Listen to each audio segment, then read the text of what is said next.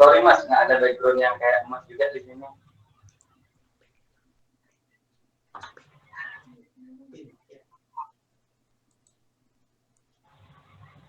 Gimana Sar?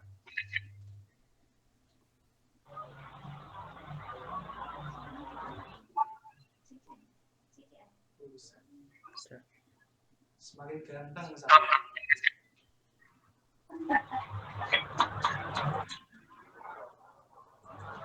Gimana? Di rumah mantan udah nggak?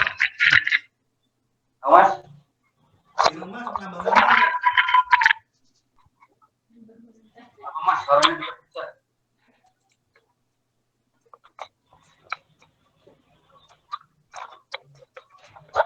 Dan suaranya bener agak jauh.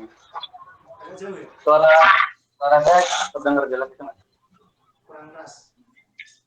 Kurang jelas? Udah. Suara masuk ya? Masuk. Ya.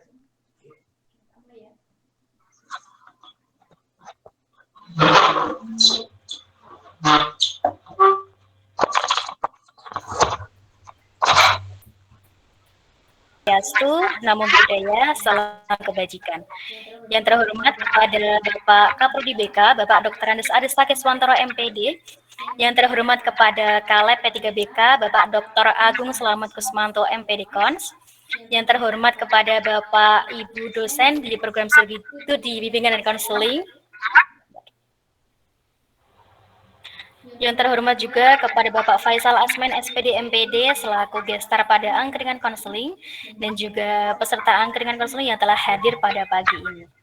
Saya ucapkan selamat datang dan selamat bergabung di angkringan konseling edisi Juli 2022. Masih bersama dengan saya, Rizka. Hari ini saya menjadi gestar, salah. Saya menjadi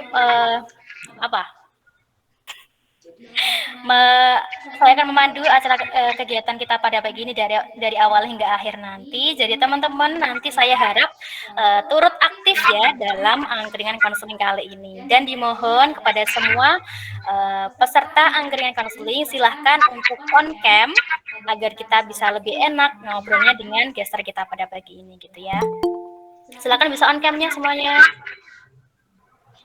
Silakan di on cam. Oke, untuk mengawali acara kita pada pagi ini, kita berdoa terlebih dahulu agar kegiatan kita pada pagi ini dapat berjalan dengan lancar tanpa gangguan apapun. Berdoa menurut agamanya masing-masing, berdoa dimulai.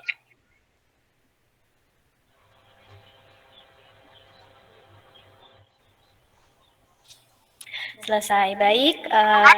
Kira-kira nanti selama 2 jam ke depan kita akan berbagi pengalaman dan juga akan berbagi informasi dengan gestar kita pada pagi ini, yaitu dengan tema etika komunikasi milenial dalam perspektif lintas budaya yang akan kita bahas bersama dengan gestar kita, yaitu ada Bapak Faisal Asmen SPD MPD yang merupakan dosen di Pasir Pangarayan Riau ya. Oke, baik teman-teman yang sebelumnya belum pernah mengikuti angkringan konseling sebelumnya atau masih bingung apa sih acara angkringan konseling itu, ya saya jelaskan dulu. Angkringan konseling adalah salah satu bentuk pelayanan dari P3BK yang mewadahi mahasiswa dalam mengembangkan critical thinking-nya dan juga memberikan ruang kepada mahasiswa untuk memperoleh informasi, wawasan, pengalaman, dan bisa bertukar informasi, bertukar masalah, baik pribadi, sosial, belajar, karir, dari dosen, praktisi, akademisi, maupun dari alumni yang dikemas dengan diskusi santai dan juga dalam konsep angkringan. Nah, karena hari ini kita terbatas oleh jarak dengan gestar kita, yang beliau ada di jauh di sana ya Pak. Jadi kita hari ini melaksanakannya secara online terlebih dahulu. Nanti mungkin nextnya kita bisa ngobrol-ngobrol bareng di offline ya. Nanti mungkin Pak Faisal mungkin bisa ke situs atau kita bisa ke sana gitu ya. Oke. Oke, di P3BK kami juga mempunyai layanan lain yang bisa yang kami sediakan, dan kami akan menampilkan beberapa layanan tersebut dalam video profil P3BK. Silakan menyaksikan.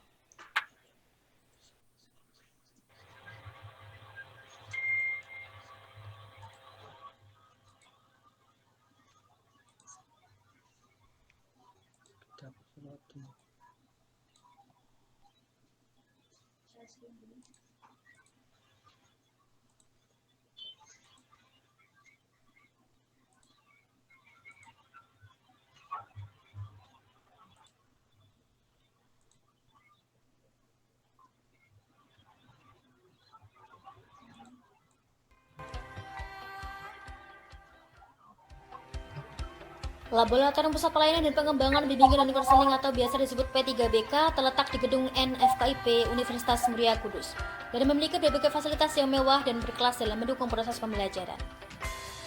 Fasilitas-fasilitas tersebut sepenuhnya dapat dimanfaatkan oleh sivitas akademika UMK, khususnya mahasiswa bimbingan dan konseling.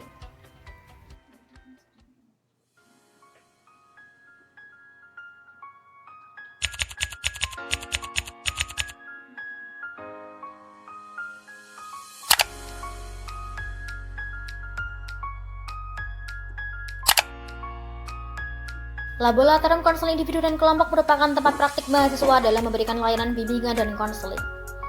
P3BK membuka layanan konseling untuk masyarakat umum dan sivitas akademika UMK.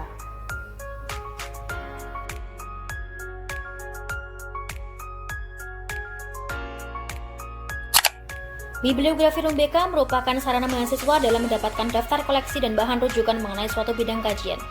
Fasilitas yang tersedia diantaranya buku koleksi mulai dari karya umum, filsafat, agama, pendidikan, dan lain sebagainya. Juga terdapat jurnal dan proceeding. Dilengkapi dengan pencarian koleksi online yang dapat diakses melalui digital library. Selain itu, Bibliografi Room BK memberikan layanan antara lain layanan sirkulasi, keanggotaan, referensi, dan cek plagiasi.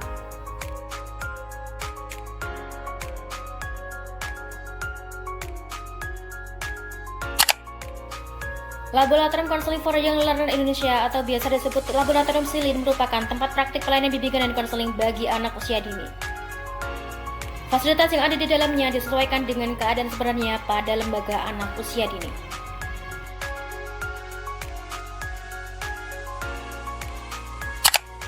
Laboratorium Multimedia dan Teknologi Informasi Bimbingan dan Konseling merupakan laboratorium untuk mengembangkan dan mengaplikasikan teknologi dalam proses layanan BK sebagai media pendukung dalam layanan.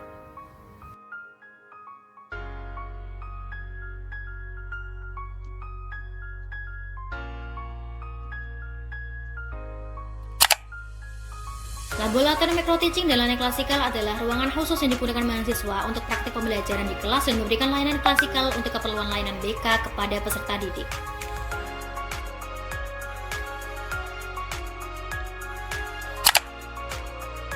Laboratorium P3BK memiliki tenaga konselor profesional dan kompeten di bidangnya dan merupakan tempat pemberian layanan kepada mahasiswa umum untuk memperoleh layanan-layanan bimbingan dan konseling seperti layanan konseling,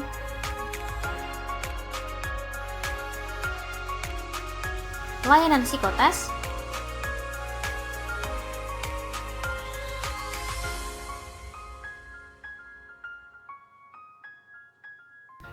layanan podcast,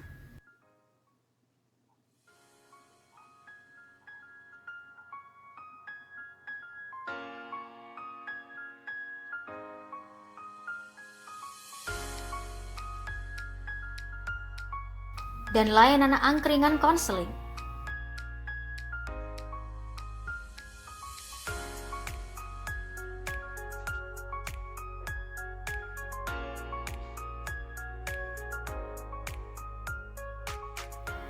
Let's join us di BK UMK. Find your future.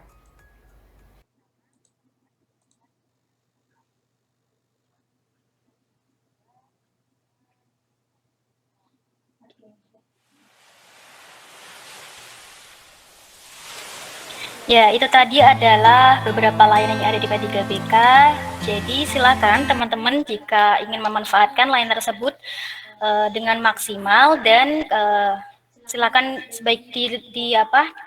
dimanfaatkan dengan sebaik-baiknya, karena prodi telah memberikan atau memfasilitasi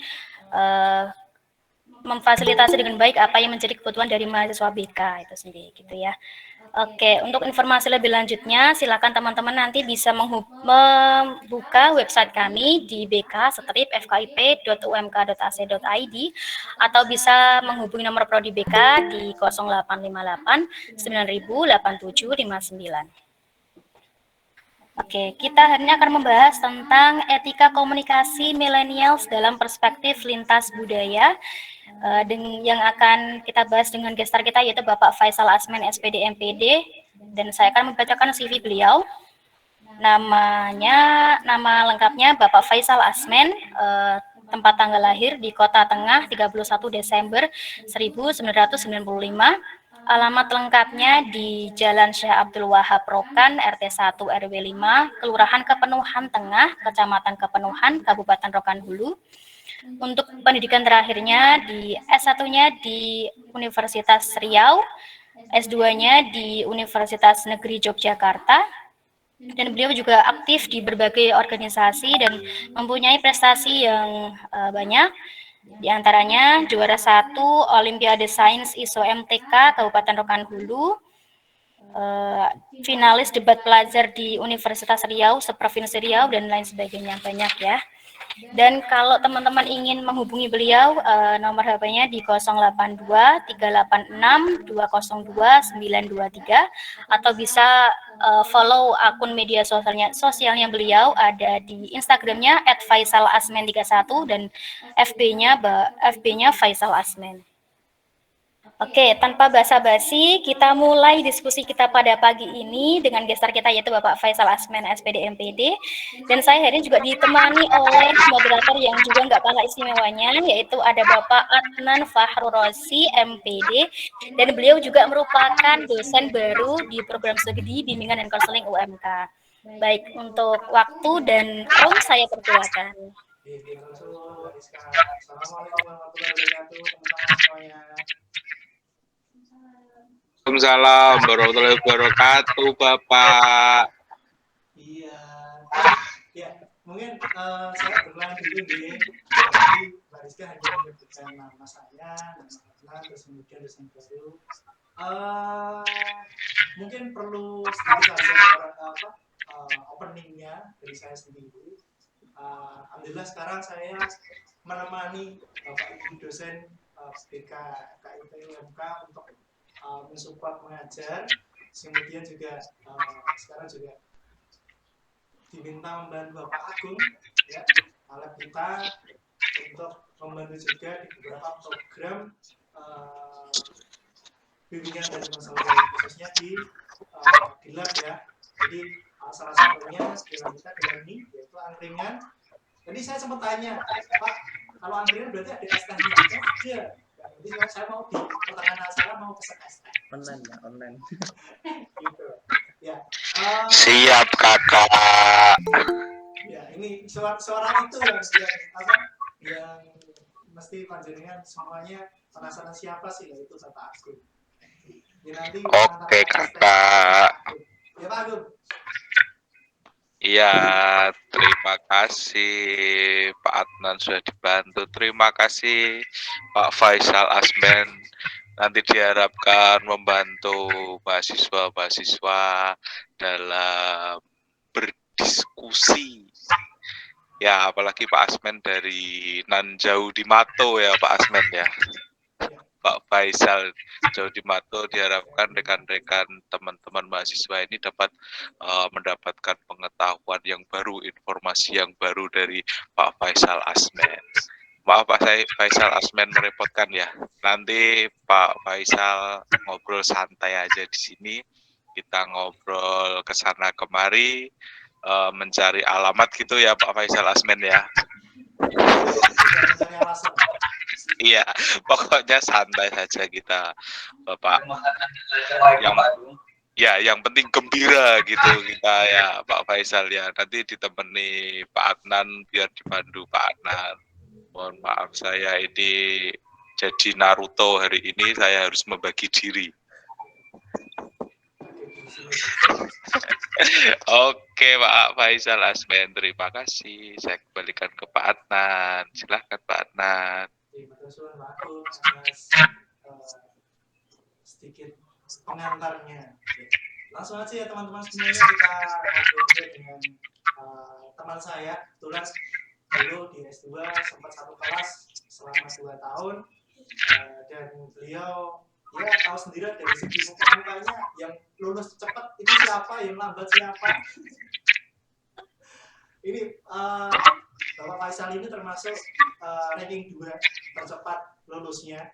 Jadi kalau saya itu kan ya urutan-urutan terakhir, hampir mengenaskan. Kalau Pak Faisal itu ini tergolong kaum istimewa seperti itu. Ya bro ya, Faisal. Ya, Faisal. Sebelum saya ngobrol dengan Faisal, teman-teman mahasiswa, apabila di tengah acara, di tengah kita ngobrol mau bertanya, saya persilakan. Jadi tidak usah menunggu acara selesai. Jadi saya selesai ngobrol, tetapi silakan untuk di tengah acara, pendengar semua boleh untuk langsung nimbrung bertanya apa. Saya mau tanya ini. Itu ya semuanya. Ya. Oh iya. Ya, ini request dari Ibu Risa. Mohon untuk mahasiswa UMKM dipantau oleh Bapak. Langsung pada. Jadi Faisal ini berasal dari Riau. Hal yang paling pertama yang akan saya tanyakan dulu waktu kuliah di Jogja. Nah, ini kan Riau dan Jogja, Jawa dan Melayu, itu kan ada perbedaan budaya yang sangat, ya suku bangsa Jawa dan suku bangsa Melayu. Bagaimana first impression Faisal pertama kali menginjak sebagai seorang pelajar ya, mahasiswa S2 yang dulunya berlatar belakang pendidikan bimbingan dan konseling ya, terus kemudian sekolah di Jogja S2, bagaimana first impressionnya Faisal di Jogja? Ya Mas, suara saya jelas Mas? Jelas sekali. First impression pertama kali ke Yogyakarta itu, orang Jawa itu terlalu ramah. Bukan sangat ramah ya, tapi terlalu ramah ya. Kalau sangat ramah, berarti masih imbang-imbang sama orang Melayu. Tapi kalau udah terlalu ramah, berarti orang Melayu itu jauh. Oh gitu. Kalau kita bilang seperti itu, apa ya, dari etika mereka komunikasi, terus jumpa orang di pinggir jalan ada. Pertama kali nginjak kaki di Jogja itu di kosan. Waktu itu jalan kaki dari kosan ke masjid, mau sholat. Itu mulai dari anak-anak sampai ke bapak-bapak tua. Tapi saya nggak tahu ya kalau cuma khususnya di Gang gitu aja gitu kan. Mulai dari bapak-bapak, anak sekolah, sampai ke anak yang kecil, sampai ke yang bapak-bapak yang benar-benar saya tuh nggak kenal. Itu kayak mas, kayak gitu tuh nyapa gitu kan. Terus kalau nunjuk sesuatu itu nggak pernah pakai jari langsung tunjuk gitu kan, selalu kayak gini gitu kan. Nah di Melayu kalau nggak terlalu kenal amat itu juga nggak akan disapa gitu. Nah beda kayak yang saya pertama kali nginjak kaki di Gang waktu itu di Taman Siswa. Oh kayak gini kali ya namanya orang Jawa kayak gitu. Emang sih di kampung saya juga ada teman-teman, tapi karena sudah membawa dengan budaya Melayu juga ya. Di sini kulturnya juga beragam, jadi nggak begitu kental. Nah kalau saya pertama kali ke Jogja itu ya benar-benar saya ngerasain, oh kayak gini loh budaya orang Jawa dan komunikasi dengan orang Jawa. Saya banyak belajar sih Mas. Jujur itu. Jadi first impression pertama kali orang Jawa itu terlalu ramah. Ya. Membandingkan orang Melayu gitu. Oh iya. Ya. Ya, oke Faisal. Kita bicara tentang tapi kita tarik sedikit pendidikan. Kita juga di sini harus membahas bagaimana pendidikan Suara Mas agak lemah, budaya saya, budaya di Malaysia dengan di sini mungkin tentang terus kemudian etika yang lebih mudah seperti itu musik pendidikan. Bagaimana Mas? Saya kurang mendengar suaranya Mas Adnan, agak mantul-mantul, putus-putus. Kalau Mbak Rizka tadi saya dengar jelas. Oh ya, coba ya. Mungkin itu mic-nya nggak Mas? Halo, cek. Masuk?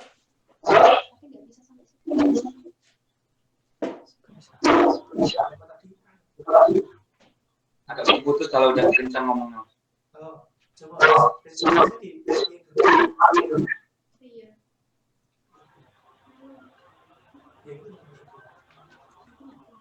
Jadi pesertanya mahasiswa Mulia Kudus semua Mas Adnan?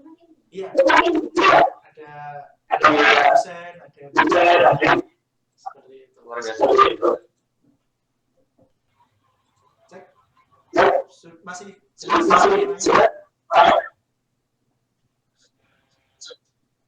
Agak lama nyampenya sih Mas suaranya gitu. Capek-capek. Coba Mbak Rizka dengar gimana?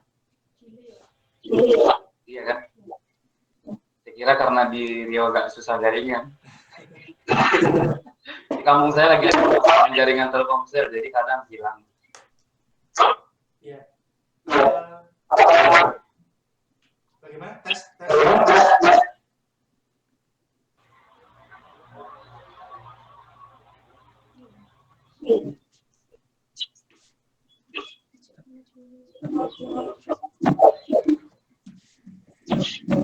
Ini aja.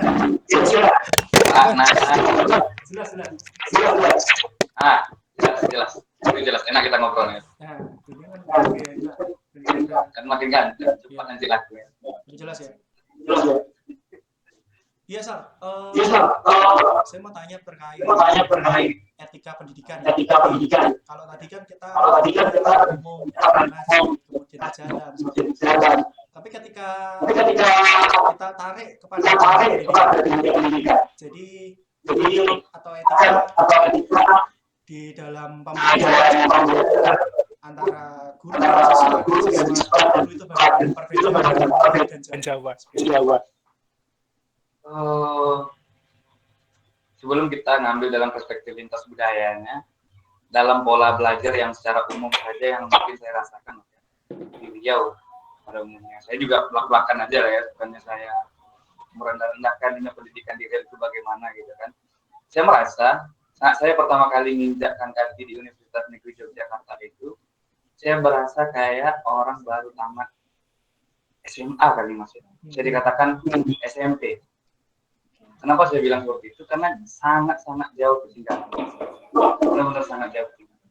Mungkin pengaruhnya banyak ya, bukan dari komunikasi gurunya juga, memang kualitasnya juga baru segitu, dan juga nggak ketat kayak pendidikan yang di Yogyakarta. Di sini itu juga masih polanya itu kayak kita disuapin gitu. Belajar itu ya harus disuapin gitu. Guru itu ya kayak ngajar anak SD, anak TK gitu.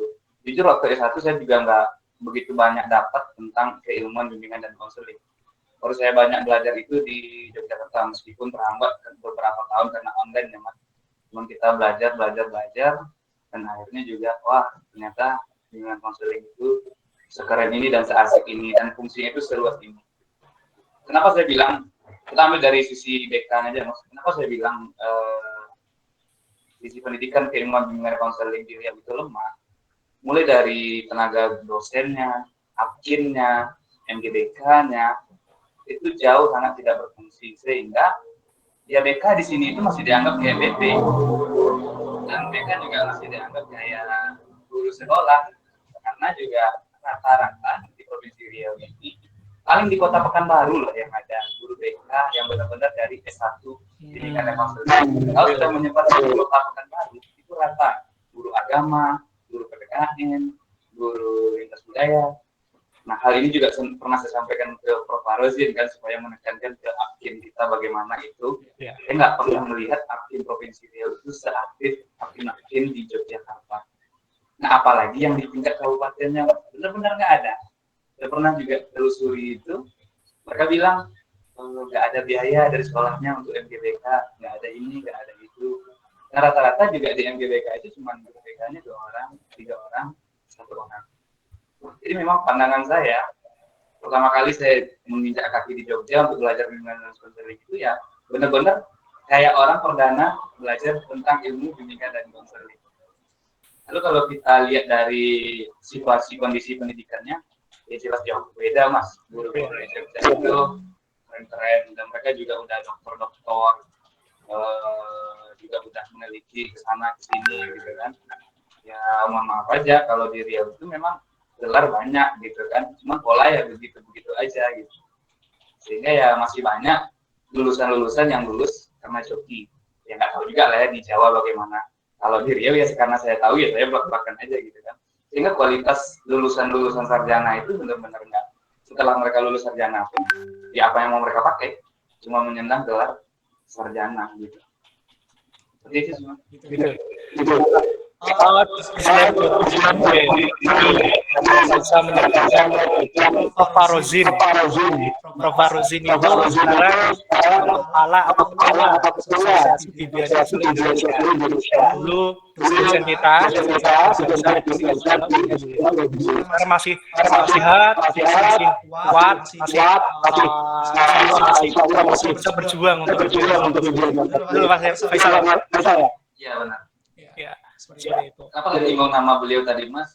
Karena memang saya juga ngerasa kolaborasi Dinas Pendidikan di Provinsi Riau dengan yang jelas yang menolong lulusan S1 DK kita pasti asosiasi kita dong kan gitu.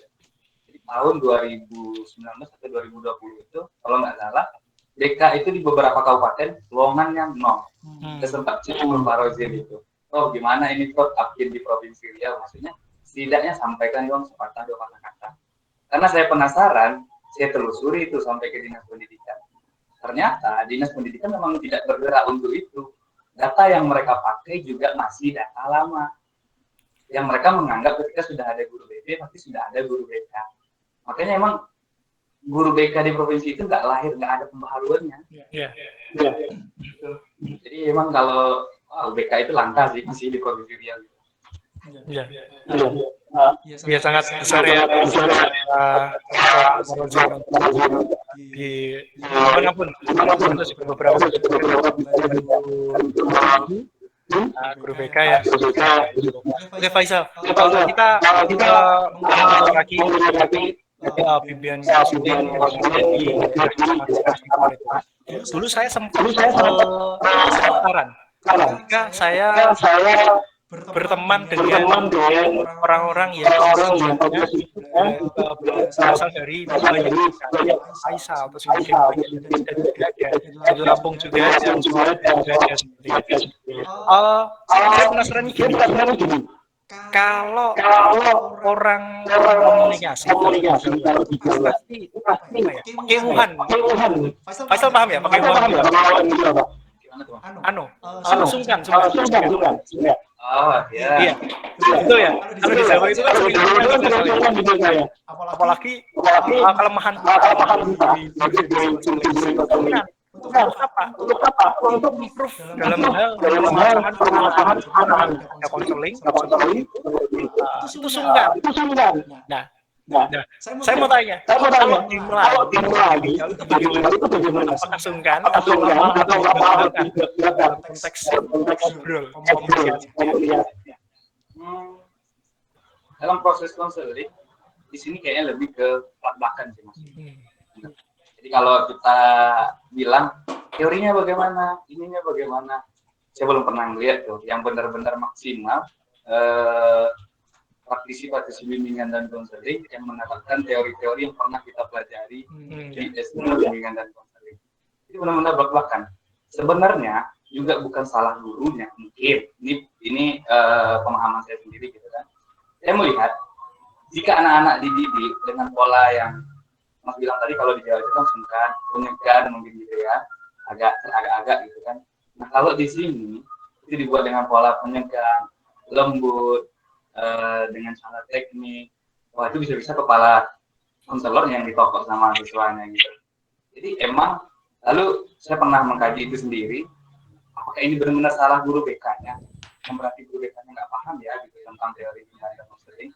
Tapi rentetannya itu luar biasa mas. Emang anak-anak ini atau milenial-milenial inilah kita bilang gitu kan yang selalu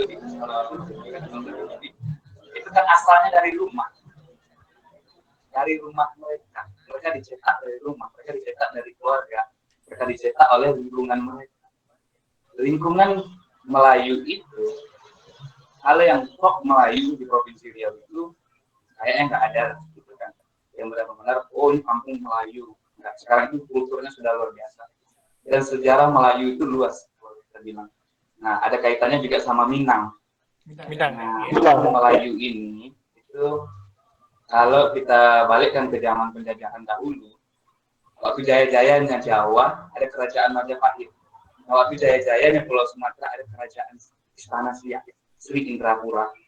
Nah sekarang punya saham investasinya yaitu berjalan di dunia akademisi yaitu UIN Sultan Syarif Qasim. Itu masih keturunan Sultan Istana Siak.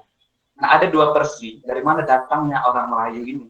Pertama, mereka datang dari Pagaruyung, Sumatera Barat yang diutus oleh kerajaan Sumbar, 2 orang pangeran turun ke tanah Provinsi Riau ini menyebar. Kalau pada masa itu mungkin ya ingin menyebar kekuasaan. Di samping menyebar kekuasaan juga menyebar ilmu agama. Lalu ada satu versi yang menyatakan bahwa orang Melayu itu berasal dari utusan Sultan Istana Siak. 2, ada namanya Sultan Harimau dan Sultan Jangmui. Jadi Sultan Harimau dan Sultan Jangmui ini menyebarlah di beberapa wilayah di Provinsi Riau dengan mengawini orang-orang Melayu. Orang-orang Melayu itu bukan orang Melayu ya, orang-orang yang ada di Provinsi Riau. Mereka membentuk suku-suku. Di dalam Melayu itu juga di setiap daerahnya banyak mas. Ada di satu daerah Melayu itu 10 suku cabangnya, ada sampai 15 suku cabangnya. Yang induknya tetap Melayu. Mungkin sama kayak Jawa gitu kan. Nah, kenapa saya bahas tentang sejarahnya? Saya melihat pola asuh orang tua itu tidak jauh dari sejarah mereka. Gitu. Di mana sejarah orang Melayu itu ya juga yang merasa mungkin kita sama-sama wilayah Indonesia yang dijajah gitu kan. Di mana orang tua yang mendidik anak-anak itu dengan pola yang kan kita bilang keras nggak ya bahasa akademisnya apa ya otoritatif gitu ya pola yang cukup keras gitu. Lalu kalau kita mau menyalahkan, ini salah bapak emaknya, bukan gitu kan? Nanti kita nyalahin kakek neneknya dong, gitu kan? Karena bapak sama mamanya juga dididik oleh kakek dan nenek. Nah, ini membentuk anak-anak generasi yang ada di bumi Melayu ini terbentuklah, gitu kan? Terbentuk generasi ke generasi. Saya melihat itu kalau kita rata-ratakan, memang saya tidak menulis penelitian dari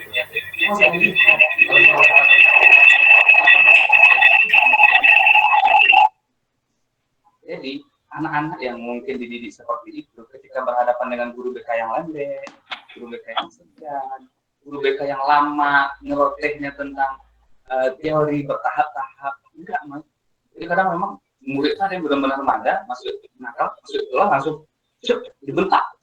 Dibentak itu baru mempan gitu. Kalau dia nggak dibentak ya dia santai gitu. Ada yang malah berani ketawa, ada yang malah berani celenge-celenge sama guru BK-nya gitu. Ya. Memang mereka terbiasa di rumah dengan pola yang seperti itu nggak mempan sama mereka.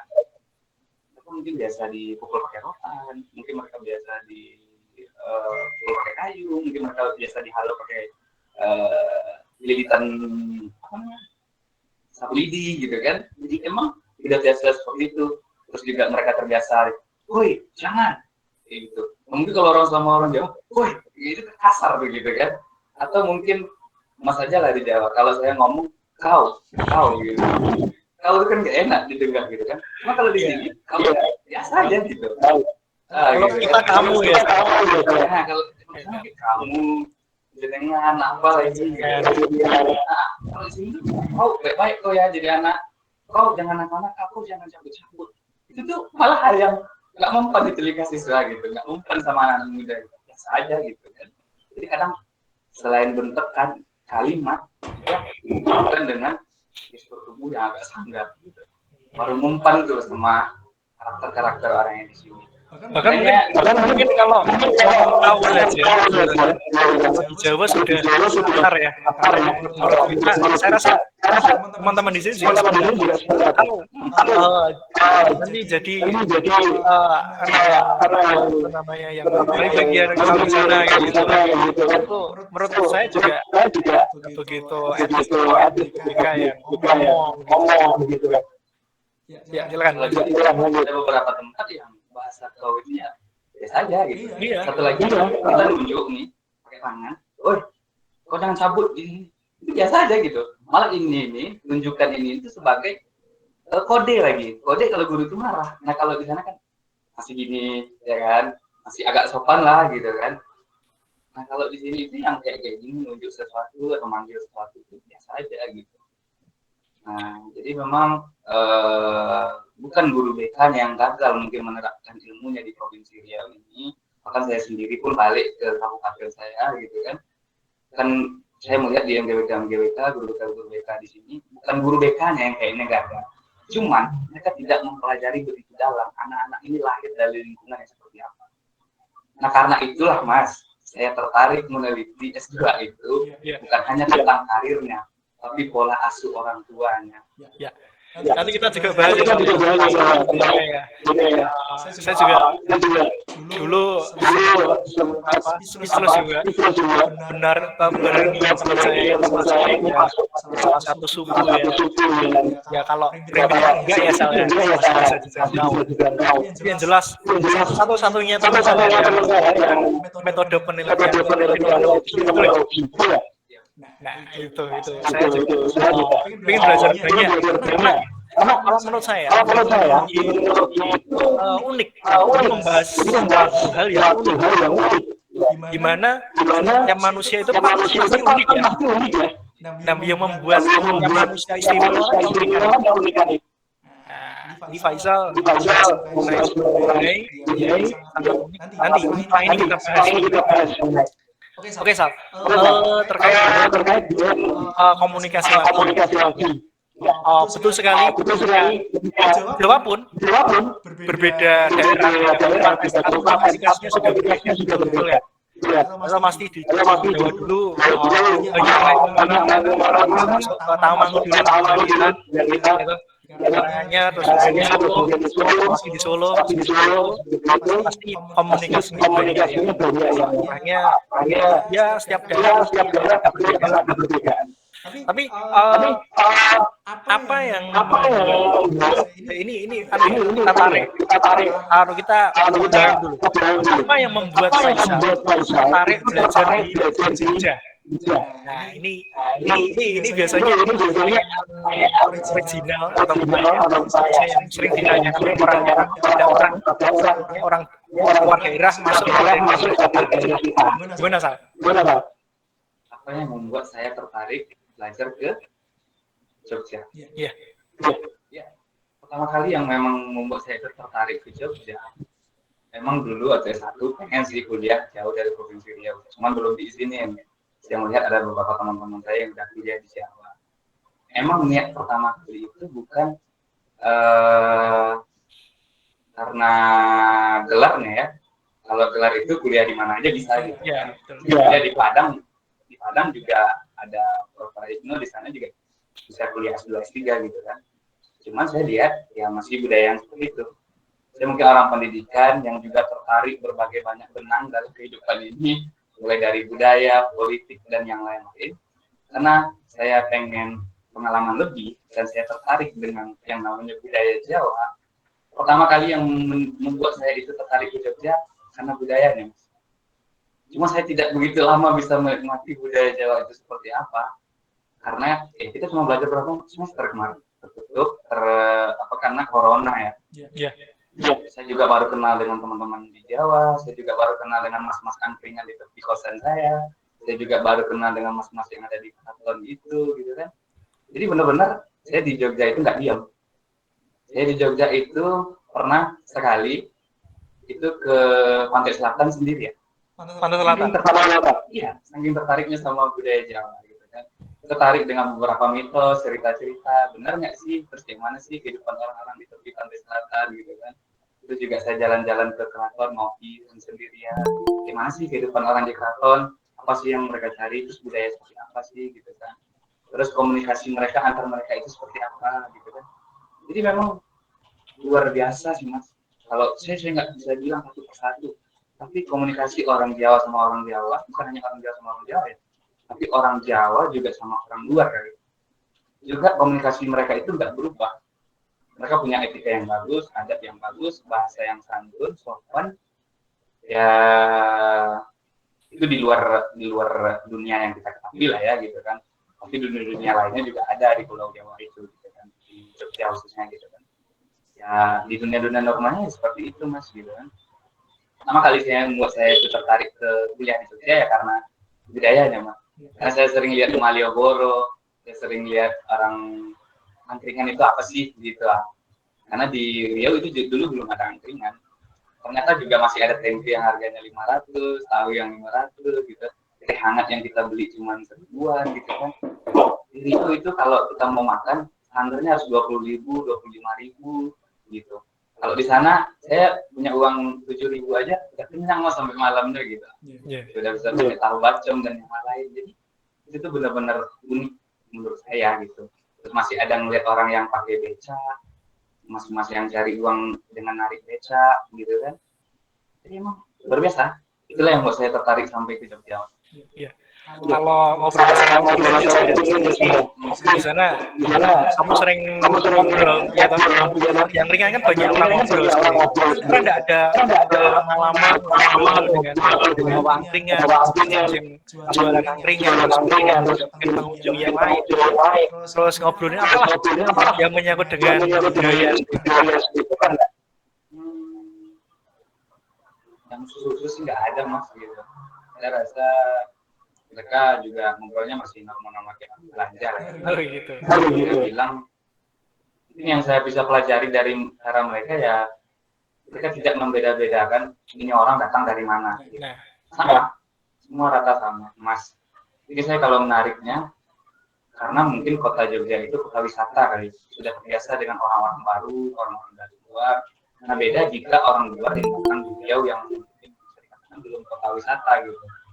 Masih mungkin bisa dikatakan kotanya petani, pengusaha gitu kan. Wisata itu minim. Jadi kalau orang-orang baru datang kayak orang asing gitu. Siapa sih gitu kan. Nah kalau di sana enggak gitu. Pertama kali datang angkringan aja udah dibilang, Mas mau apa? Mas mau angkringnya? Ini rasa yang banget loh mas. Gitu. Dilayani banget gitu kan. Mas ininya, mas mau ambil sendiri atau saya ambilin gitu. Lah kalau kita di Melayu mas jangan harap kayak gitu mas. Kita duduk, lihat dulu aja sana. Ya, itu kalau kita mau milih lauk, ya berdiri, nanti benar-benar dilopenin. Kalau kita sembarang ngomong nanti mah, Pak mau lauknya ayam goreng, Pak mau nila. Udah kan nanti bentar. Gituin tuh, karena kita gangguin kerja dia gitu. Nah kalau di Jawa, saya tidak pernah melihat orang angkringan yang merasa terganggu adanya datang orang gitu. Kayak kita pembeli nih, kayak ada kayak ekspresi orang jualan itu yang mereka saya terganggu dengan mas ini rame banget nih, sabarlah dikit ada gitu. Nah kalau di sini jangan coba-coba kayak gitu bisa adu mulut nanti sama yang pedagang aja gitu kan. Itu kalau dulu kayaknya itu berbeda mas. Iya.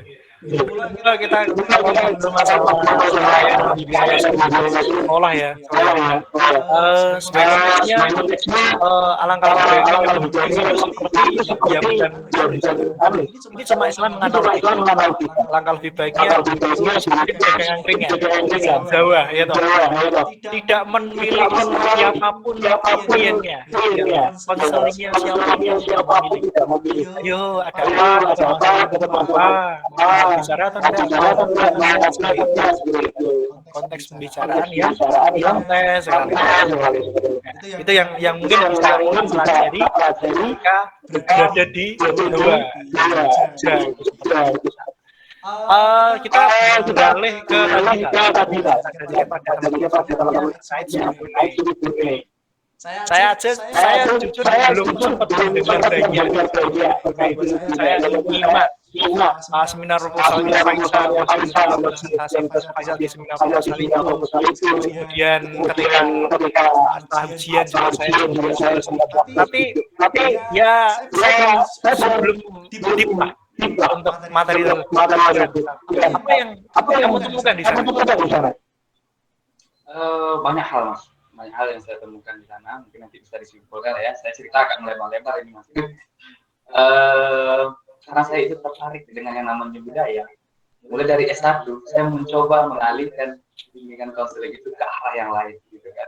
Dulu S1 juga, saya juga ditolak itu mas, meneliti yang tentang budaya-budaya. Mereka selalu bilang, kenapa sih nggak meneliti di sekolahnya PPL-nya kamu, gitu kan. Kenapa sih nggak meneliti di sini, di situ, gitu kan. Memang harus dituntut meneliti itu di sekolah, gitu. Saya bilang, saya tertarik bagus sama salah satu suku yang ada di, waktu itu di Pulau Bengkalis, dekat Selat Malaka yang Selat Malaka yang bersambungan dengan Malaysia. Nah kebetulan saya bantu salah satu profesor dan dapat bergabung di hibah penelitian beliau, yaitu meneliti salah satu suku terpencil di Indonesia, suku Akit. Jadi masuk dalam suku 3T terbelakang terpencil, apa gitu ya, satu lagi saya lupa gitu. Jadi pertama kali saya ke sana, memang benar-benar kita itu kayak orang lain. Ya, karena masuk ke dalam kampung pedalaman ya. Memang dia berdampingan sama kampungnya orang Melayu, cuman mereka terpisah di beberapa pinggiran sungai. Saya herannya, pertama kali saya ke sana, saya disuruh harus bawa kopi, bawa rokok, bawa gula. Dan ternyata bukan hanya laki-laki di sana yang merokok dan ngopi. Ibu-ibu dan juga anak-anak muda ceweknya juga ngopi sama ngerokok, gitu kan. Nah pekerjaan mereka di sana itu bikin arang kayu. Jadi kayu-kayu bekas perairan sungai Bengkalis. Mereka bikin arang kayu, nanti arangnya mereka jual di pasar-pasar kampung Melayu. Nah salah satu permasalahan di sana adalah mereka sangat minim melanjutkan pendidikan. Sehingga saya tertarik tuh, kenapa kok anak suku Akit sangat minim melanjutkan pendidikan. Permasalahan yang sama juga nanti saya lanjutkan di S2. Ternyata suku Bone punya permasalahan yang sama juga gitu kan. Jadi setelah saya gali-gali, pertama alasan mereka adalah faktor ekonomi. Karena berapalah penghasilan dari arang yang mereka kumpulkan dalam satu hari. Lalu saya nggak percaya, kok iya benar karena faktor ekonomi, ada motornya loh gitu kan, ada TV-nya juga di beberapa rumah gitu kan. Terus juga beberapa anak juga sudah punya gadget gitu kan. Benar nggak sih karena faktor ekonomi gitu kan. Terus saya telusuri lagi ke anak-anaknya yang pertama. Mereka bilang malas. Mereka belum begitu terbuka. Saya baru sekitar sebulan, 2 bulan di sana, baru mereka begitu terbuka. Karena dengan orang asing, mereka menganggap kita ini siapa. Nah kebetulan waktu S1 itu, suku Akit ini, di beberapa perairan tempat saya meneliti, adalah salah satu tempat peredaran narkoba terbesar di Indonesia. Ternyata saya tidak mencari info terlebih dahulu gitu kan. Ya wajar saja, saya pakai sepatu, saya pakai celana, saya pakai kemeja, dikira kayak intel gitu kan. Kalau besok-besoknya saya cuma pakai training, pakai celana pendek, pakai baju biasa, pakai sandal jepit. Saya pun membaur dari rumah ke rumah, saya bermain sama anak-anaknya hari ke hari. Akhirnya saya menemukan ternyata selain komunikasi antara anak dan orang tua yang tidak begitu intens, juga dipengaruhi oleh support orang tua yang tidak begitu mengedepankan pendidikan. Mereka kalau anaknya sudah bisa cari uang beli rokok, sudah. Kan tujuan hidupnya nanti kan cari uang. Tujuan hidupnya nanti kan untuk hidup. Nanti juga kalau udah besar mereka umur 14-15, kalau menikah carilah anak-anak suku Akit gitu, buat dinikahin. Muda-muda masih mereka juga umur 14, 15, di bawah 20 itu sudah menikah. Lalu ada sih yang sekolah di awal pertama kali masuk kelas 1 SD itu ada 50-an. Selang berlanjut 4 tahun, 3 tahun kok tinggal 1-2 orang gitu kan. Kok tinggal 1-2 orang. Tanyakan tuh hampir 20-30 anak-anak di sana. Sambil main gasing. Kita harus membawa benar-benar anak-anak itu main gasing, ya kita main gasing. Anak-anak itu main bola, kita main bola. Anak-anak itu mancing, kita mancing. Mereka ngomong, Bang, kamu kalau di sekolah itu celana sama baju kami kan ini aja. Terus juga mereka bilang kami ini suku ini. Saya sering diejek-ejek. Ternyata bully itu bukan hanya datangnya dari kekerasan dan yang lain, cuma dari ucapan mulut saja. Beda suku, beda budaya sudah menekan anak-anak itu sampai berhenti sekolah. Saya tanya sama guru-gurunya, ada nggak kasus yang seperti ini, keroyok ini, itu? Nggak ada kasus yang begitu besar gitu. Cuma karena sepatunya sobek, sama bajunya nggak ganti. Sepele sih mungkin di sebaya anak-anak SMP itu mereka bilang, ih baju anak suku hati, kok tuh, kotor nggak pernah digosok, kan?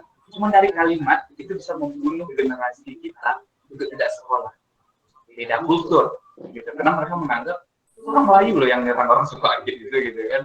Karena mereka menganggap suku Akit itu suku terbelakang, suku anak-anak pencari arang, anak-anak pencari ikan, sungainya perempuan dan narkoba, orang tuanya laki-laki perempuan merokok, gitu kan. Kalimat-kalimat seperti ini tuh, terus anak-anak suku Akit itu bukan beda, ih ngapain sekolah tinggi-tinggi, nanti ujung-ujungnya nikah, gitu kan. Nah, yang sayangnya juga di daerah sana gurunya pun ikut-ikutan gitu kan. Jadi benar-benar komplit sih gitu kan. Wajar dong gitu kan, dari 45 siswa yang awalnya sekolah keluar mereka jalan kaki loh, cuma 5 km dari kampung sekolah itu keluar mereka sekolah, dibeliin satu pakaian dengan harapan satu pakaian ini sampai 6 tahun gitu kan. Dan dengan harapan satu pakaian ini sampai 3 tahun. Ya wajar dong kayak mereka cuma cari haram gitu kan. Jadi kadang pakaiannya sobek, kotor gitu kan. Jadi emang bias dalam komunikasi juga, bias dalam budaya itu juga bisa ternyata membunuh generasi bangsa kita untuk tidak sekolah. Sesepele itu masalahnya ternyata gitu. Saya kira kemarin, anak sekolah itu benar-benar nggak mau sekolah. Atau orang tuanya dipukulinnya anaknya nggak boleh sekolah, nyari air aja, nyari ikan aja. Enggak gitu. Orang tuanya ada yang support mereka sekolah. Anak-anak ini ada yang semangat sekolah. Tapi saat di sekolah, mereka diserang oleh komunikasi yang tidak enak didengar oleh pimpinan mereka. Tidak sampai di rumah, jangankan sampai di rumah, di jalan aja mereka terbayang-bayang. Iya ya, sepatu aku sobek ya. Iya ya, baju aku kusam, mau nyuci nggak sempat. Karena mereka pulang dari sekolah kerja gitu kan, bantu orang tua. Karena nggak sempat nyuci, bau lagi asem. Saya juga pernah ngerasain itu, saya jalan sama anak-anak orang suka itu, bener-bener bau mas. Jadi kalau kita nggak tahan, ya kita bau gitu. Nah, jangan cucinya gitu kan. Tapi semangatnya ada. Nah sampai di sekolah bukan hanya siswa yang menyerang dengan mulutnya tadi, gurunya juga.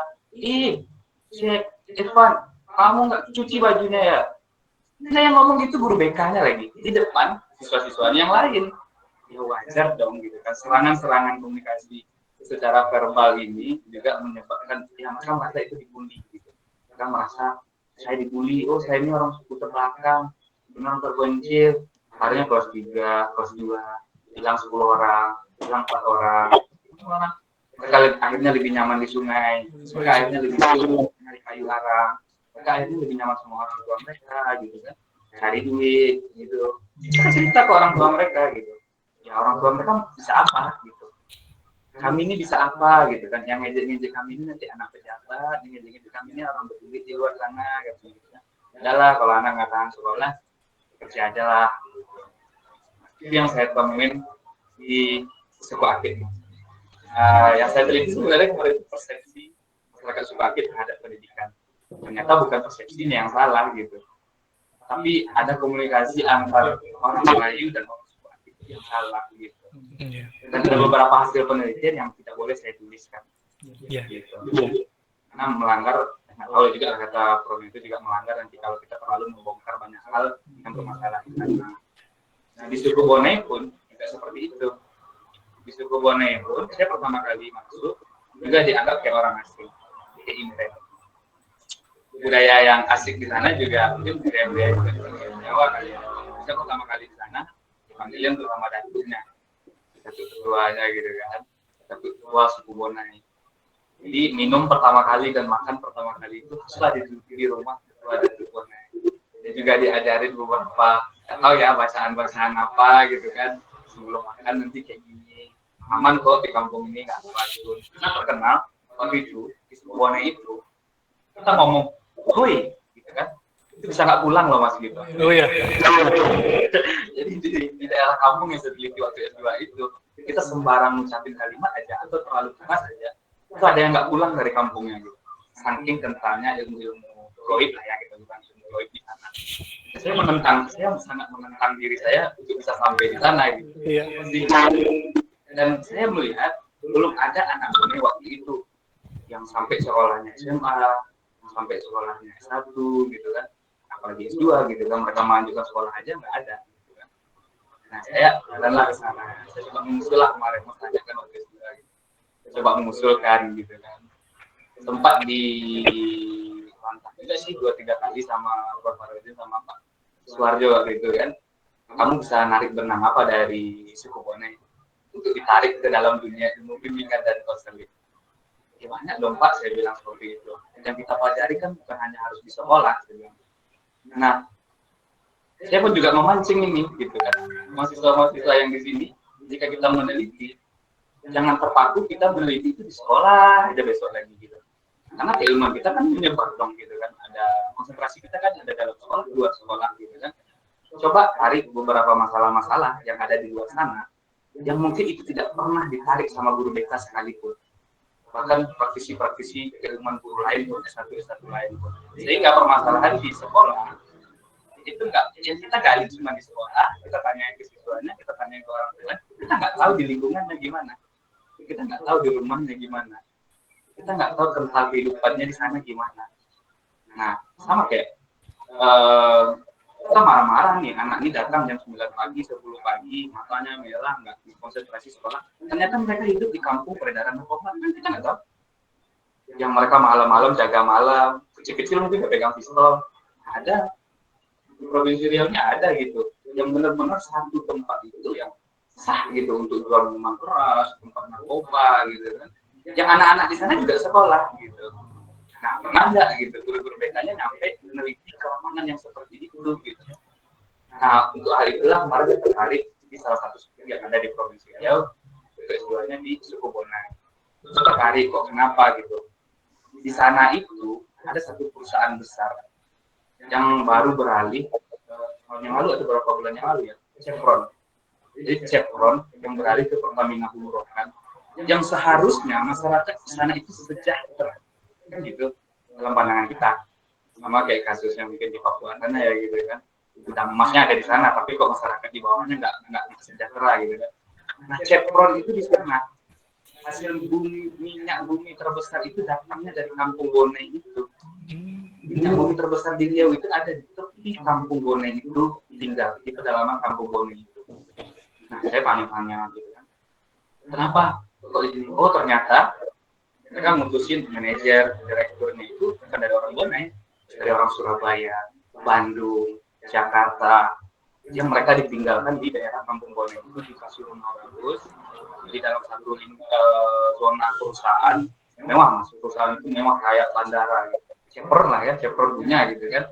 Terus kok masa anak-anak Bonai ini nggak sekolah gitu? Saya telusuri, permasalahannya banyak. Pertama juga pergaulan remaja di sana ya. Kedua, balik lagi pola asuh orang tuanya. Pola asuh orang yang tua demokratis itu sangat minim kita temukan di sana. Yang benar-benar mengajak anaknya untuk diskusi lah. Oh anak mau kemana? Oh anak mau apa? Gitu kan? Oh anak pengennya sekolahnya gimana? Oh anak pengennya gimana? Gitu. Itu tuh sangat minim. Jadi anak memang benar-benar dibiarkan. Mereka mau eksplor kehidupan mereka sendiri. Itu yang saya rasakan. Saking kerasnya kehidupan di sana, kayaknya apa aja waktu awal-awal itu nggak disapa balik sama mereka. Tak juga gitu kan. Di sana kaget gitu, orang sana tuh kaget gitu kan. Ya, coba bawa budaya Jawa ke sana. Iya. Orang Jawa saya nggak nyapa-nyapa. Lalu saya bilang, orang Jawa itu sama kamu. Kita coba dong jadi ramah kayak orang Jawa gitu kan. Pak, Bu, gitu kan. Malah mereka tuh dia gitu kan. Gitu. Iya, salah sama saya gitu kan. Jujur gini Mas.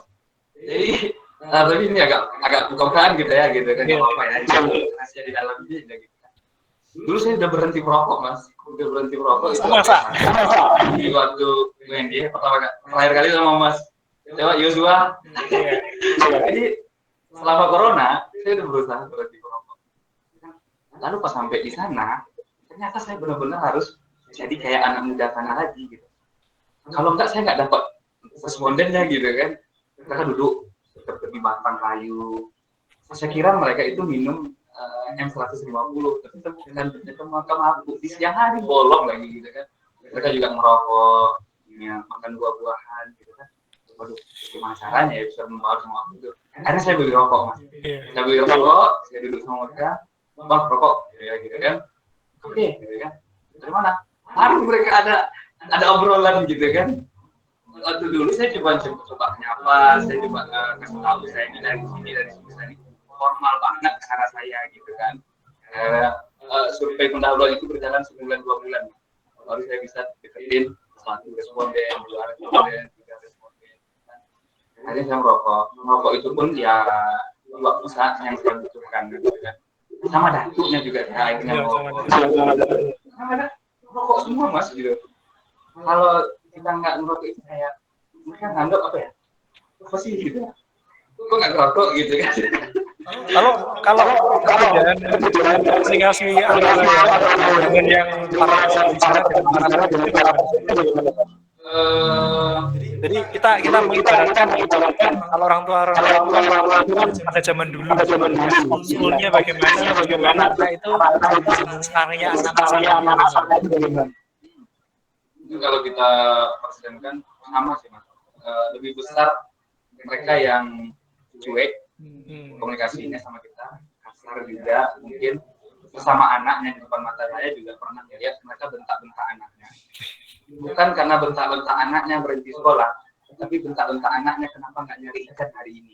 Oh gitu. Beda kan gitu. Kita nih mau ngasih motivasi supaya anak ini lanjut sekolah. Orang tuanya malah marah, ngapain lama-lama di sekolah, orang gurunya kayak gitu aja pun gitu kan. Nah, satu permasalahan lagi di sekolah suku Bone itu belum ada, barulah tahun kemarin 9 lulusan CPNS yang baru berapa tahun yang lalu itu ada CPNS, itulah baru ditempatkan sekitar 9 orang atau 6 orang. Itu pun mereka ada yang kewalahan dan sampai melarikan diri. Pernah loh, Mas, ada gurunya yang di demo pakai papan di sana. Cuman karena memarahi anaknya di sekolah. Pertama kali saya datang ke suku Bone itu, kaca sekolahnya pecah-pecah, kursinya patah-patah, papan tulisnya nggak ada, berserakan semua. Saya tanya, ini yang ngurusin siapa, Bu? Siswanya. Mak garang-garang siswa, Bu, saya bilang gitu kan. Iya emang kayak gitu lah yang kami tanggung selama ini, katanya kan. Nah wajar ada 6 guru CPNS, 9 guru CPNS waktu itu sampai kewalahan ngurusin siswa-siswanya gitu kan. Kita telusuri lagi dong, Mas, gitu kan. Kenapa sih siswa-siswanya kayak gini? Saya sama guru mereka berani bentak, Mas, gitu. Itu bukan hanya bentak, mereka berani nyari gurunya. Gitu kan. Wah, menarik gitu kan. Saya telusuri. Emang di rumah mereka itu juga cacian maki udah halal gitu. Jadi enggak. Apa saya bilang kayak mana ya ngomong orang Melayu sana tuh, abah bang tuh, gitu kan. Amai mana kalau dia bilang tuh emak kau tuh gitu. Nah, kayak orang tua ke anak ngomongnya juga kayak gitu. Terus remaja sama remaja sekolah kayak nyarut, kayak amai kau tuh, emak kau tuh, bapak kau tuh gitu tuh kayak hal yang udah kayak biasa aja gitu. Cuma karena mungkin ngambil satu es yang di tangan temannya es yang lain, udah nyarut gitu. Mereka paling nyarut atau ngomong kasar itu benar-benar saat yang diperlukan gitu kan. Itu diperlukan hal yang tidak baik. Kalau mereka itu kayak udah biasa aja gitu. Makanya ketika dapat guru-guru yang baru, guru-guru CPNS yang baru turun ke Bonai, mereka kewalahan ngasih anak-anak gitu. Saya akhirnya berteman sama 2-3 anak di usia kelas 5 SD, 6 SD. Dan ini juga satu hal yang nggak boleh saya tulis dalam penelitian saya kemarin gitu kan. Mungkin teman-teman yang dalam Zoom ya adalah yang bikin menyimpan rahasia ini gitu kan. Ternyata anak-anak di sana itu mulai usia dini sampai usia remaja itu udah diserang dengan yang namanya narkoba, mabuk-mabukan gitu kan, ngelem gitu kan. Nah, jenis narkoba yang udah mereka rasakan ini bukan jenis narkoba biasa lagi, tapi sabu gitu. Jadi sabu ini mereka bisa beli dengan harga 5.000, 10.000. Nah biasanya kan di kampung-kampung narkoba atau pengedar-pengedar itu harus ratusan ribu, ya kan? Baru kita bisa beli itu. Nah mereka colok anak-anak kecil ini dengan harga 5.000, 10.000. Sehingga di sekolah itu mereka banting meja di depan guru aja itu biasa aja. Nantinya menung, ya kan? Kita sapa, saya pernah namanya apa anak-anak itu menung jadi dilemparin pakai batu gitu. Saya kira entah sakit atau apa gitu kan. Kenapa kok ngurung di samping kelas? Saya dilemparin langsung pakai batu. Kayak tanya-tanya telusuri, ternyata dia udah diserang yang namanya narkoba. Gitu. Oh iya. Lalu balik lagi ke orang tuanya, gitu kan. Kayak ada pepatah itu bilang, gua nggak jauh-jauh dari pohonnya gitu kan. Ternyata orang tuanya sama gitu kan. Dia juga pertama di sana kemarin juga hampir mau dilarang loh mas gitu. Oh iya. Cuman mau coba diskusi sama anak dan orang tuanya gitu. Tapi itu ada pengaruh dari luar itu kan konteksnya kampung. Ya, itu gaya orang suku Bone. Ketika mereka merasa terusik, mereka akan menyerang siapapun. Baik itu terusik secara mentalnya, terusik secara verbal juga dia, terusik secara gesturnya, apalagi terusik keluarganya. Nah, saya kan orang Melayu. Nah, Bone itu juga hidupnya di Kampung Melayu, di Riau gitu kan, dikelilingi oleh orang-orang Kampung Melayu gitu kan. Tapi mereka ya Bone gitu. Mereka nggak mau bilang Bone itu Melayu enggak gitu. Mereka ya suku Bone gitu. Mereka dengan kehidupan mereka gitu. Jadi emang komunikasi di sana itu kita harus jadi orang keras gitu. Saya hanya bisa membaur itu dengan beberapa datu, mama, terus orang desa. Selebihnya dengan masyarakat kita memang benar-benar ketika mereka komunikasi dengan cara yang kasar, keras, kita juga harus ikut keras gitu. Maka saya pernah marah ke orang tuanya. Saya bilang, ngapain anak saya sekolah gini ujungnya gini. Gak bisa ibu gitu. Harus gituin mas gitu. Kalau kita ngomong nggak bisa bu, nanti kan anaknya jadi ikan lagi gitu kan. Nanti anaknya juga jadi cari ikan lagi di sungai gini gitu kan. Nggak bisa gitu. Nah akhirnya pola komunikasi yang seperti itu oleh orang tuanya ke anaknya pun orang tuanya. Ini pak seluruh pemuda di sana itu juga rata-rata komunikasinya kayak gitu. Walaupun ada mungkin beberapa yang sudah pernah merantau keluar, itu terlihat perbedaannya. Mereka yang sudah pernah keluar dari kultur orang lain, itu mereka bisa komunikasi dengan kita yang seperti ini. Gitu. Kita komunikasi dengan orang luar, gitu kan? Oh ini orang luar loh, kita harus selamat, kita harus nyambut dia, ini kamu loh, gitu kan? Nah, kalau di sana enggak, orang luar itu orang asing, dengan ketemu dengan orang suku aslinya. Jadi memang budaya komunikasi orang Bone itu baru bisa tercampur, baru bisa mereka menerima orang banyak ketika mereka sudah menginjak kakinya di luar. Ada 1-2 orang yang mereka sudah melanjutkan pendidikan ke luar ke kota gitu kan. Ketika pulang mereka berubah gitu. Dan benar-benar komunikasi itu kayak orang biasa lah gitu. Tapi mereka juga ngomong gitu kan. Harap maklum ya di kampung nih kalau misalnya ngomongnya kayak gini gitu. Memang ya biasa kayak ginilah kampung nih gitu. Berarti itu budaya dari itu kasar gitu. Apa ya? Mungkin kalau bagi orang Jawa datang itu kasar kan ya. Kasar yang bilang keras, kehidupan yang keras gitu kan. Kampung yang dengan kehidupan yang keras gitu kan. Jadi kita ngomong pun, iya deh, gitu kan. Di pinggir jalan tuh preman-preman gitu kan. Di pinggir pohon tuh ada preman-preman gitu kan. Ya memang di sana udah kayak kampung kita gitu. Ya, pola kehidupannya masih kayak gitu. Jadi anaknya disuruh narik buat, ada penumpang gitu kan. Bagi kita kan kalau orang Jawa gitu kan kerja gitu kan. Dan bagi kami itu sudah juga hal yang biasa. Cuma kalau kita gambarkan dalam luasnya, mungkin itu kehidupan yang sangat keras gitu. Dan di sana itu seperti itu. Bahkan datunya juga mengakui, orang-orang yang di sana juga mengakui, guru yang 9 orang CPNS pun itu mengakui. Gitu. Mereka pernah loh dilabrak sama warga sampai ke rumah. Gitu. Cuma karena bilang anaknya itu nakal, gitu kan, sering cabut, sering bolos. Nah anaknya ngadu ke orang tua. Nah orang tua bukan belain si guru, malah belain si anak. Emang begitu. Ya, teman-teman sekalian, silakan apabila perbincangan kita ada yang lainnya, persilakan, santai saja. Karena saya sendiri, ya anggap saja ini ngobrol di Afrika belakang ini kan Afrika.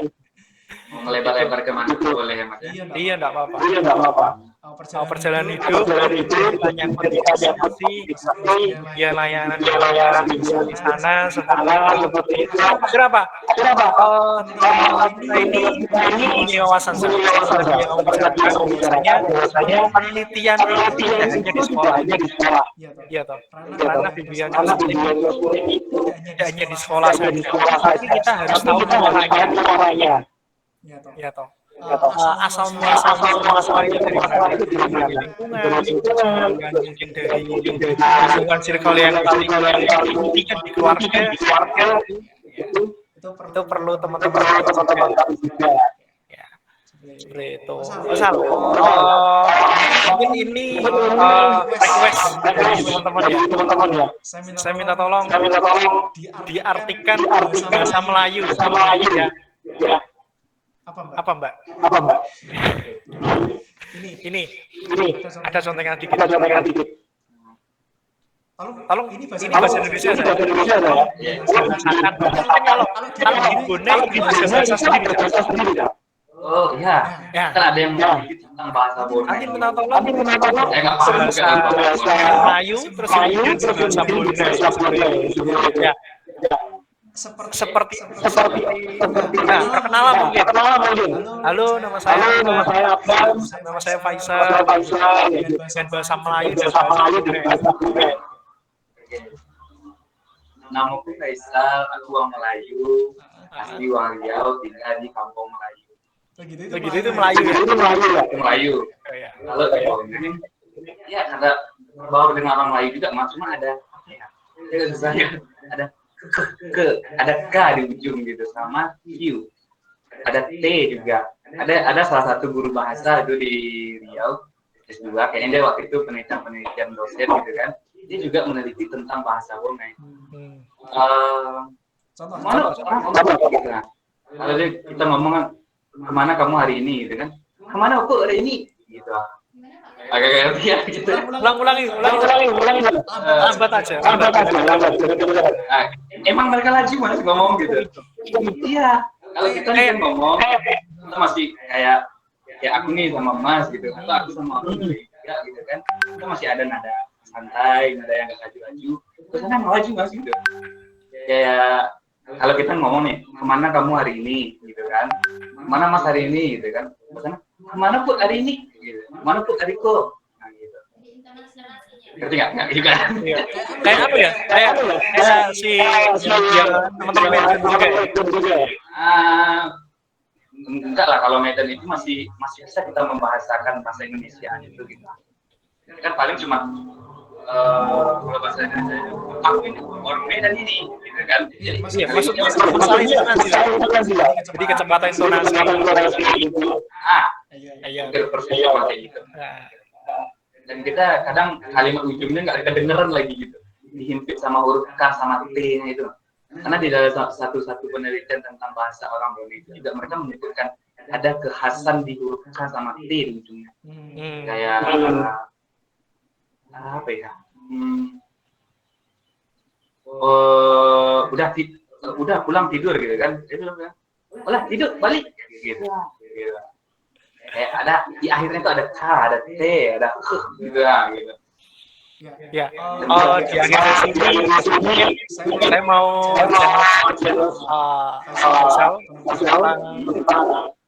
ini. Nanti saya juga bagaimana budaya komunikasi menurut Faisal sesuai dengan budayanya Melayu. Saya juga akan menjelaskan bagaimana gaya komunikasi yang bagus menurut saya di suku bangsa saya sendiri. Kita tarik konteksnya bagaimana kalau sesuai dengan konteks budayanya Pak.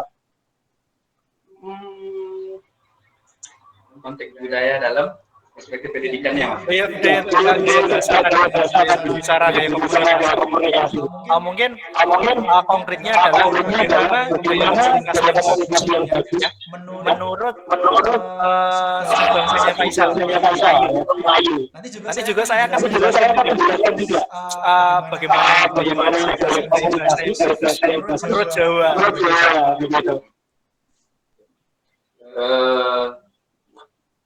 Sebelum saya sampaikan yang itu gitu kan, itu juga menarik dari judul yang tadi Mas gitu kan, komunikasi milenial dalam perspektif lintas budaya. Satu hal yang tarik benang luasnya ini gitu kan, satu hal yang saya menarik dari budaya Jawa itu, saking kalemnya dan ramahnya, mereka itu banyak berhasil di dunia pendidikan dan dunia politik. Kenapa saya bilang seperti itu?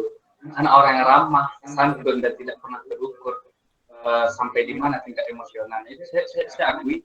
Beberapa orang Jawa yang saya kenali, mereka adalah orang-orang yang sangat pintar mengontrol emosi dan menyembunyikan emosinya dengan keramahan, kesopanan, dan kesantunannya. Lah pantas saja RI ini isinya itu rata-rata sukses orang-orang Jawa di sana. Kenapa saya tarik seperti itu? Juga di dunia pendidikan. Kota pendidikan itu ya juga terbesarnya itu ada di Jawa, di Pulau Jawa gitu, nggak di Pulau Sumatera gitu. Memang beberapa kota di Pulau Sumatera ada seperti itu.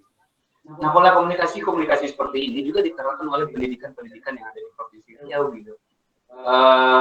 Sebenarnya dan seharusnya gitu kan, Riau itu adalah budaya Melayu. Takkan Melayu hilang di bumi Provinsi Riau gitu kan.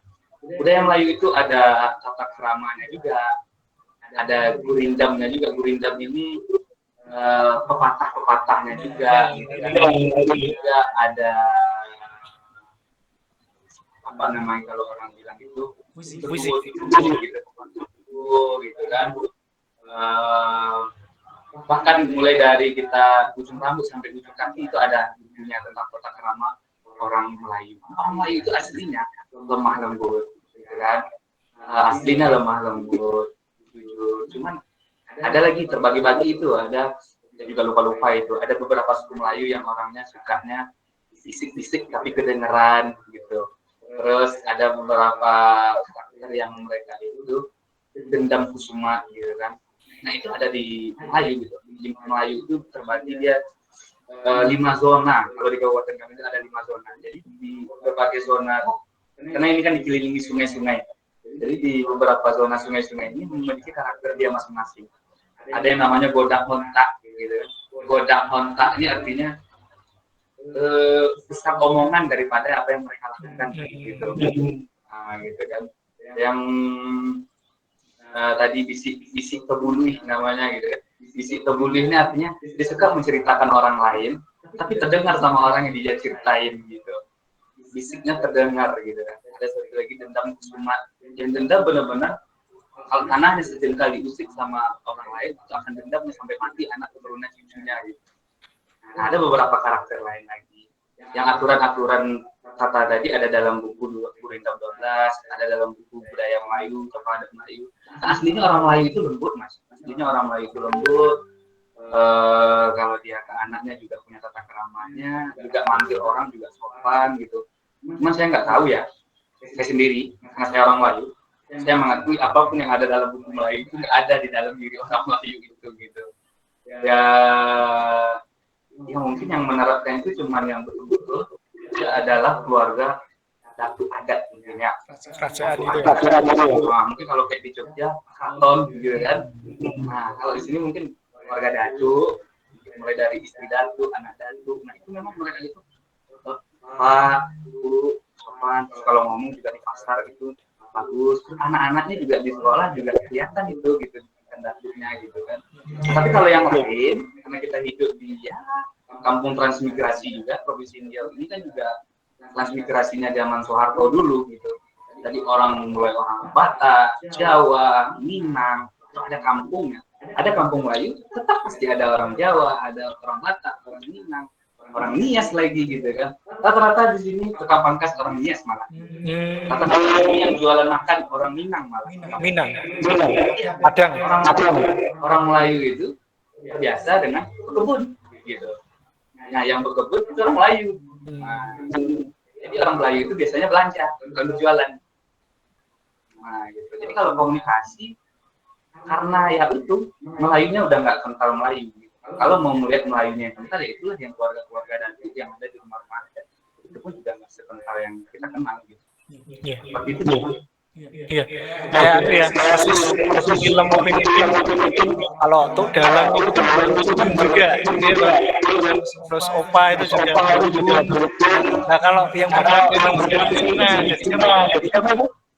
Kok Nah, kok itu. Ya, ada juga orang apa sepertinya orang India dagang. Bisa. Nah, kalau saya sendiri melihat budaya Jawa, ya sebenarnya semua budaya mungkin bagus ya, baik. Kalau Jawa mungkin ciri khasnya ada unduk-unduk, pokoknya ketemu satu suku kayak gitu, menunduk saja, terus menunjuk sesuatu itu tidak dengan jari ini tapi dengan jari. Monggo mas, silakan mas, monggo panjenengan ya. Nah, istilah apa namanya Jawa sangat atau terlalu ramah itu juga sebagian salah. Ada beberapa yang Jawa yang kasar, Jawa yang halus, kemudian Jawa yang akan gradasinya. Di kesimpulannya untuk pembicaraan itu adalah mari teman-teman semuanya sebagai calon visi mimpi dan posting, kita siapkan diri, siapkan mental kita dan siapkan skill kita untuk menghadapi berbagai budaya ya. Seperti yang Anda tahu semuanya di Jawa pun kita pasti akan menemukan gitu. Di Kudus saja, saya yakin pasti ada anak mendatang, afirmasi, anak yang berasal dari mana. Kita harus menerimanya, harus membuka mata berapa anak itu merasa harusnya adalah begitu Faisal, terima kasih kesempatannya pada hari ini. Terakhir ini saya akan kesempatan pada mahasiswa apabila ada pertanyaan, kan? Mumpung lo ini kamu jauh. Tidak ada. Mas Bambang ada pertanyaan? Oh tidak ada. Bapak Agung, tidak. Oh tertidur. Ya, itu saja Mas ya. Terima kasih semuanya. Berikutnya saya kembali kepada MC ya, betul ya. Rizka, monggo.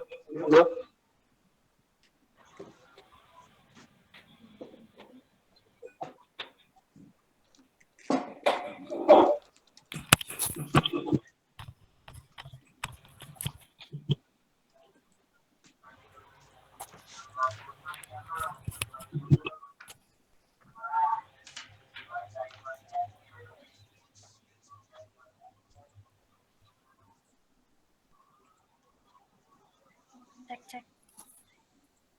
Nggak bisa. Dengar suara deh. Dengar ya. Oke teman-teman. Tanya udah.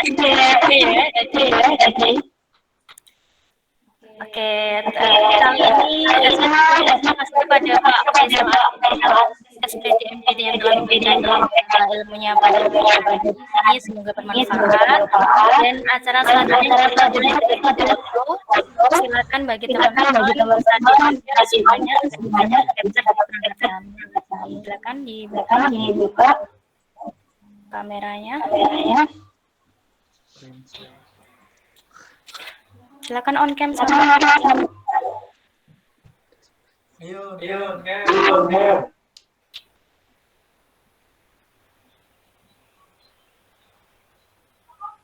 Halo. Ya, satu.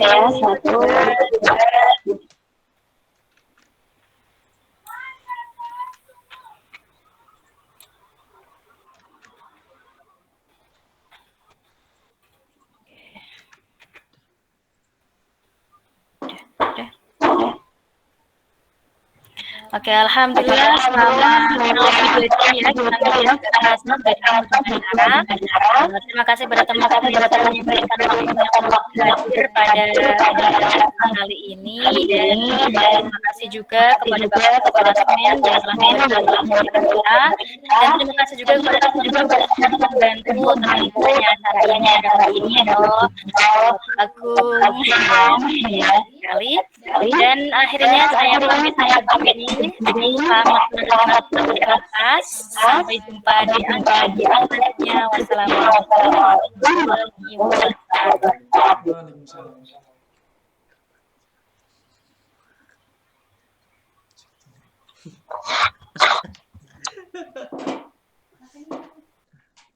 Ya. Sebenarnya nggak sesuai dengan tema. 5